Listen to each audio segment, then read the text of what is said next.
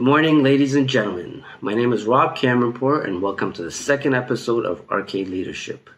Today I will discuss the following questions. What is leadership? What skills are required to become a successful leader? How do you acquire these skills? Why become a leader? And when you get your first job, what do you do? Let's start with question number 1. What is leadership? Leadership is the ability to create an environment where everybody understands their expectations, knows their role, committed to the values and the vision and the mission of the organization, and doing a great job. It's about inspiring people to do their best and becoming creative. It's about building strong and engaged teams to overcome any challenges. It's about setting goals and making decisions and communicating them effectively with your teams. It's about developing strategies and being influential. It's about building strong relationships and trust, and it's about walking the talk.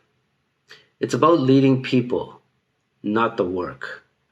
As a lot of people like to, they're still, as a first job as a leader, they're still stuck in that mentality that they're an individual contributor versus now you're looking after a team. Now, question number 2 is, what are the skills required to become a successful leader? Communication, especially listening. It's very important, and I'll talk about this in further detail in my third episode. Empathy, problem solving, confidence, patience, planning and execution, time management, and creativity, taking risks. Again, a lot of these I will get into in further detail in my future episodes, but here are just some of the highlights of the skills you require. You will hear me talking about these skills again in detail throughout my episodes, so stay tuned for some of the future episodes that will talk about these specific skills. Now, how do you acquire these skills? Reading books, has been one of my go-tos from the beginning in terms of understanding what leadership is and some of the styles and that people utilize. And it's about, again, working on yourself as a leader to become better every day, learn every day. And I'll talk about some of the books that have helped me throughout my leadership career. So again, Drive by Daniel Pink. This was a great book. So these are some of the books I recommend. Awaken the Giant Within by Tony Robbins. This is a great book in case you want to work on yourself, and it teaches you a lot of things. 7 Habits of Highly Effective People. Again, I strongly recommend that people read this if you want to become a leader. And any book on employee engagement. I found this book to be really good. There's a lot of good points in here, and I highly recommend this book as well. I'll put these books again on my social media sites later, so you can have a list of a more detailed list of the books. Again, watching videos. Other leaders and successful people have, produced a lot of good videos out there that I've watched throughout my years, and again, that's something that's helped me throughout my career and as of recent as well. So I highly recommend you doing that as well. Volunteering in the community.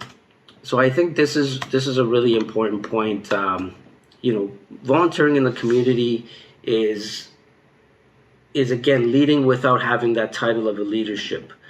I'll talk about an example from my own case.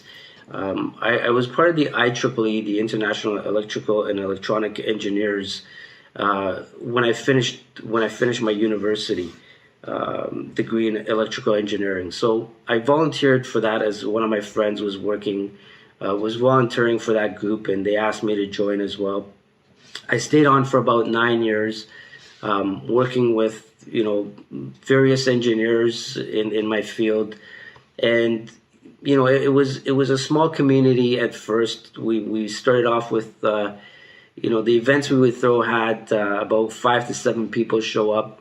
But over the years, as I moved into the vice chair and then ultimately the chair position, I was able to put a great team together. Again, it all starts with having a great team, and we were able to scale that to about 700 people attending events and that was the last, from the time that I was there. So again, it's about the causes that you're passionate about, and being involved in those will teach you a lot of leadership. And again, I've mentioned this before, that you don't require a title to lead. And I also found that my project management career helped me with my communication skills, leading projects and people indirectly. So again, it gets you out of that comfort zone where you're stuck in sometimes a stressful situation where you need to communicate effectively. You need to communicate in a timely fashion with various people within the organization, in both internal and external at times, and you need to complete a project within a given time.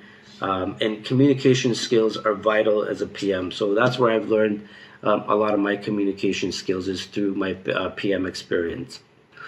I think believing in yourself and building confidence. Again, this is very important.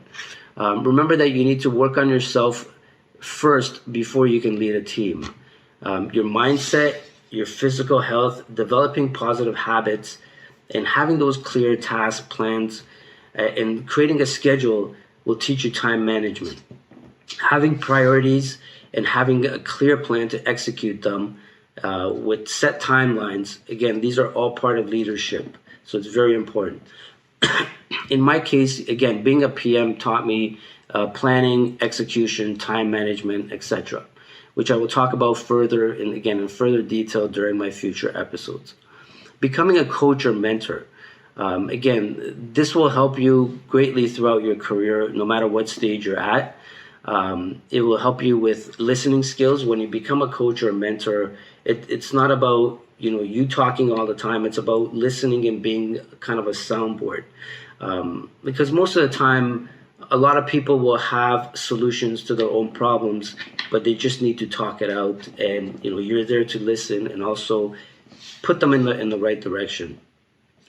And it's also important that you, whether you're in a leadership role or not, or you're aspiring to become a leader, you get yourself a mentor, and you find somebody good that you want to look up to, and you aspire to be, or you just get a coach, and there's a lot of good people out there that can help you with this skill. But I think that having a mentor will help you greatly in your career as a leader.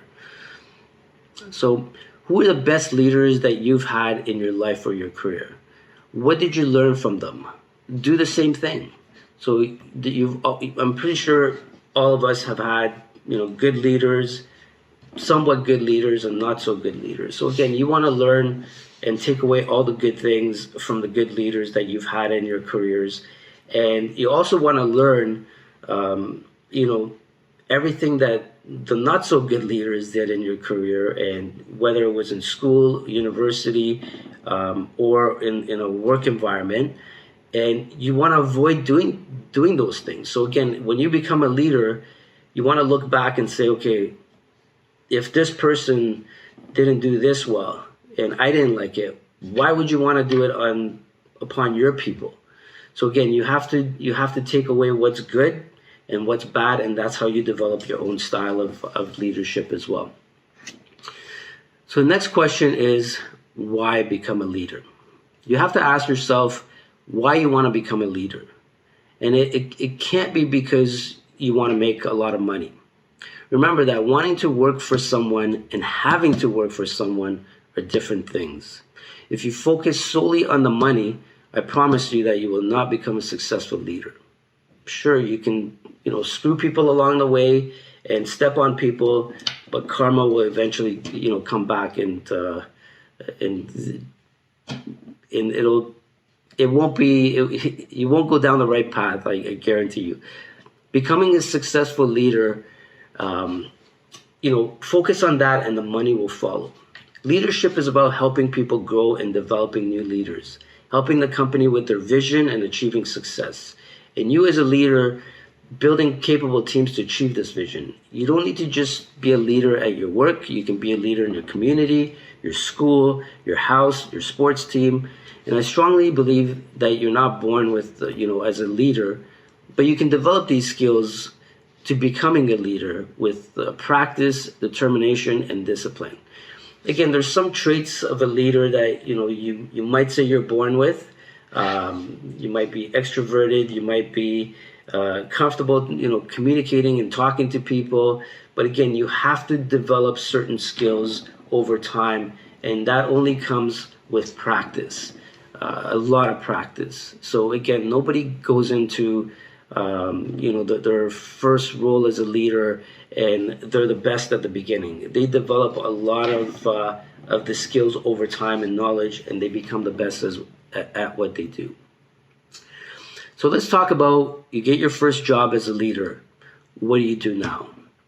So one of the first things I like to do is sit with the person that you're reporting directly to and make sure you're clear on what the expectations are of you, and go over a company's scorecard or your department's scorecard or your team's scorecard to get clarity on the goals and your team's goals and targets from your boss. This is important, again, for you to be able to understand what your goals are in order for you to communicate that clearly with your teams. Next step is you want to get to know your team. This is very important. Have one-on-one sessions, even for 15 or 30 minutes, and you should have questions prepared. And remember to keep this conversation informal. I will post some of these questions that I've had within my teams on my social media sites, so you can see some of the examples and you can use them if you like. Remember that these conversations are not an interview or performance appraisals. It's just to get to know your team better, find out what the gaps are, find out what the issues are, etc. Again, I will share and post these questions on my social media sites for you to have and utilize as a tool. Get to know your boss and all your colleagues, especially if you work in a larger organization. Remember, you need to manage up, you need to manage down, and you need to manage across the organization. And even if you're busy, as you start, you'll have a lot of work piled up on your plate, but you have to learn how to make time to communicate with your peers, with your team, and with your superiors as well. So it's very important to do that. And that comes with, again, time management. If you've got good time management skills, that should not be an issue for you. Next thing is, so one of the rules that I have in my life and following out, through my career, and that rule is I never like to kiss anyone's ass. And I've heard this from many employees that see other managers do it. And trust me, it will lose a lot of respect from people as you do this. Keep in mind that people are always watching you, and and they see what you do. So if you see them doing that to your superiors just for the bonus points, and you're not being nice to your team, you tend to lose respect really fast from your team. So very important point in my opinion. You can also develop a SWOT analysis. So again, I will post a sample of the SWOT analysis on my social media sites for you guys to see. So again, SWOT is the strengths, weaknesses, opportunities, and threats. That's what it stands for. And you can utilize a SWOT analysis to develop, to find out, what the weaknesses and strengths of your team is, of your department, and also your competition in some cases. If you have competition, you want to know what your team thinks about your competition in terms of what their strengths and weaknesses and opportunities and threats are. So it's very important, and I find this tool to be very useful. And make sure, again, when you develop your strategies, that you do get buy-in from your boss. So developing strategies is something else, that you need to do at some point. Again, it's when you sit back, you gather all the information. Now you know where the gaps within your team and your departments are, or within your company, depending again on the size of the group or the team that you're leading. And you need to develop this strategy. And again, one of the things I always tell people is a strategy is a nice essay at best, but without execution, it's meaningless. So make sure that you develop a strategy and you plan to execute it accordingly. And determine what your priorities are and plan around them and tackle them with your team. Again, this is where you need to start delegating work to your team in terms of those plans. And remember now, you're the captain of the ship and you're required to steer this ship in the right direction. So it's very important for you to know that as well. Another point is that's very important, and I've started using it even more on my recent team, is always look for ways that you can make improvements. Be sure to listen to your team if they've got ideas for making improvements. Ask your team what they think needs to be improved in order to increase productivity, efficiency, safety, etc. And again, I like to put this question. Originally, I put it in my first set of questions when I meet people. I ask them, what is it that you think that can be improved within this team, within this department, and everybody's got some input, which is great. And again, remember that innovation and creativity comes from your team, and the improvements, they've got a lot of potential, and they've got a lot of skills to help you with this. So it's not just you that's having to develop this. All you need to do is have good listening skills, and your team will have a lot of the answers for you, and they'll make your job a lot easier. Again, it's about practicing those listening skills, which plays a key role here. Also, challenge them to take initiative, or task them with an action item that turns into a project if warranted. This will make them feel valuable and inclusive within the team. So again, if you see opportunities for improvement, make it a task, make it a project. Either assign it to an individual or a team, and challenge them with putting that together and executing it. Another thing you want to do is make sure that you schedule a reoccurring team meeting with a standing agenda to discuss company updates, team updates, project updates, sharing knowledge, lessons learned, and if time permits, add something fun into it at the end of it. It helps lighten the mood of your team at times. So one of the complaints I heard throughout my one-on-ones was the lack of the lack of communication even within the team. So if you're running multiple teams within your department, sometimes what happens is there's silos that get created, and this team doesn't talk to this team doesn't talk to this team, and nobody knows what's going on. Meanwhile, you've got all this skill and experience within your teams, and people are not communicating effectively with each other.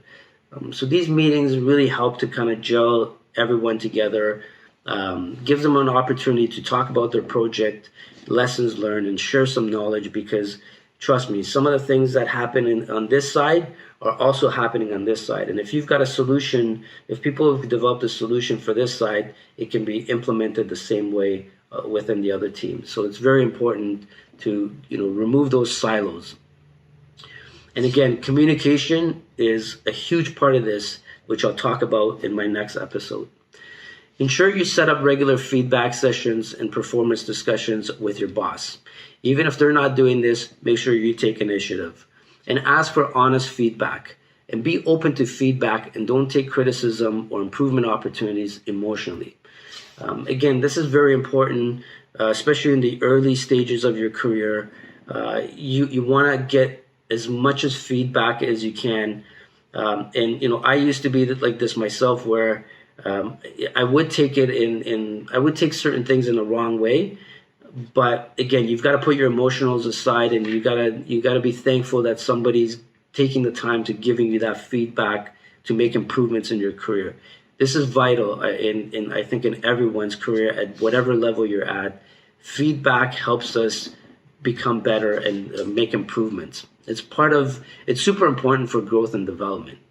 How you see yourself in your own bubble might be different in how people perceive you and your work. And then from that, create action items with milestones and a plan to make those improvements. Again, make sure you find a mentor. Having that mentor will be able, they'll be able to give you some feedback as well. The next item is creating at least 2 formal feedback sessions with your team. Again, this is what I heard consistently from all my employees that I've initially talked to at the beginning when I started with each of the teams, is a lack of feedback they received from their previous management. And people do want that feedback. It is important for them. They do want, a lot of people do want that development and growth. And they can only see certain things within themselves, and it's very important, and it's a part of your role as a leader to help them identify what their strengths and their weaknesses are, and set up a plan to make improvements. And make sure you create an action plan with milestones for them, and keep them accountable. And those action items can be assigned to yourself, to them, or someone else, but make sure that that's clearly identified. And again, it's very important to develop your people. And also keep in mind that you don't have to wait for a formal session to provide feedback, and you should be talking to your team regularly. So one of the things I learned, back in the day was, I think it was during my MBA, where one of the successful manufacturing companies, what their leader did, I believe it was their CEO, this person actually came down to the plant level, to the shop floor, and he greeted all of his employees. He talked to them on a regular basis. He knew them by first name basis, and that was very important to the people. And it's very important for them to know who their leader is. And it's also important to know that their leader cares about them and knows who they are. They're not just an employee number, attached to their name, and someone sitting in an office all day, being busy all the time with meetings, phone calls, etc. So you have to make time to get to know your employees and, talk to them, have conversations with them, formal, informal, and just see how they're doing. So again, that will wrap it up for this episode, and please stay tuned for my weekly videos where I will be discussing the various areas of leadership in greater detail to help you become a successful leader. I greatly appreciate your time, and please subscribe to this channel if you found it useful, and send me your comments, your questions, and your feedback. And remember, you don't need a title to lead, and a title doesn't make you a leader. So get out there and practice your leadership skills. Take care, everybody. Bye.